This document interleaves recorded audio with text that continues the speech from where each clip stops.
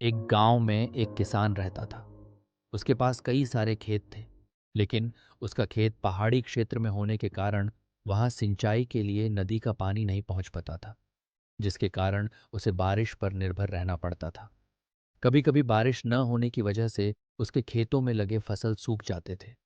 वो अक्सर सोचा करता था कि वह अपने उन खेतों को बेचकर कहीं अच्छी और उपजाऊ खेत खरीद ले, लेकिन उसके खेतों के कोई अच्छी कीमत नहीं दे रहा था। एक दिन वो अपने खेतों को देखकर वापस घर को जा रहा था। बीच रास्ते में उसने एक खेत में एक आदमी को खोदाई करते हुए देखा। उसने अनजान आदमी से पूछा, क्यों भाई, यहाँ पर खोदाई क्यों कर रहे हो? वो आदमी बहुत चालाक था। उसने एक पोटली में कुछ कंकड़ डालकर एक सोने का सिक्का डाल दिया था। आदमी उस पोटली को किसान को दिखाते हुए कहा, इस पूरे खेत में इस तरह की बहुत सारी पोटली है। किसान को लालच आ गया।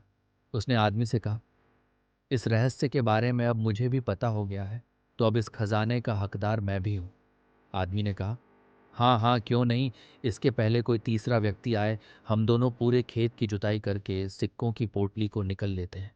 आदमी और किसान मिलकर पूरे खेत की जुताई कर ली, लेकिन उन्हें कुछ नहीं मिला।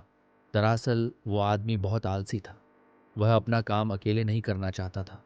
किसान बुद्धिमान और चतुर था। वह आदमी की सारी चतुराई समझ गया।